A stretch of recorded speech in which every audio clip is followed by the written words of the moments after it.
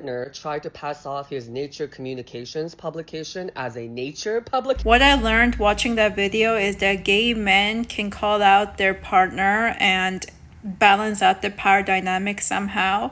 Whereas if a woman did that to their male partner, she'd be either beat up or he would cheat on her to get back at her or ruin her potential in terms of her work opportunities, ruin her reputation with her friends and family, try to isolate her, and then discard her in the most humiliating way possible. We are aware that gay men are men.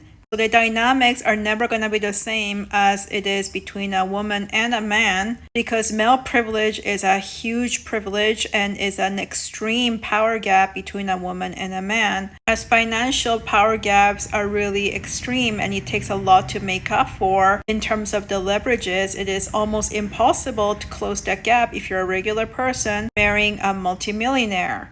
This is regardless of gender. As women, when we show our competency and knowledge, we get attacked. That's why we have to be very subtle about how we call out problematic situations or mistakes in others, even when we're in a leadership position. Also, it is very important to note that even in a homosexual relationship between two gay men, the man has to check his partner because his partner will try to bullshit his way to appearing more powerful and having a lot more prestige than he actually does. Says to all of us again is a reminder that relationships are power struggles and power dynamics. What you get out of your romantic, intimate relationship has all to do with how you market yourself, how well you get away with that perception of you. Generally, if you market yourself really well, powerful, and with a lot of leverage and prestige, then you're going to have less problems. Somebody trying to scam you and ruin you, but in order for you to do that, you need to be very aware of how some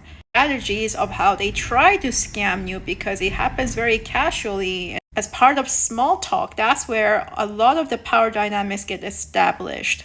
As women, this is another reminder that the gender power gap is huge, much greater than we realize, much greater than the majority of women realize, and how it's impacting them, and how harder we have to work on curating the perception of us, continue our performance in every area of our lives as the first step to be safe, but also to acquire more power and privilege in every form of interpersonal relationship, whether that's personal and or professional.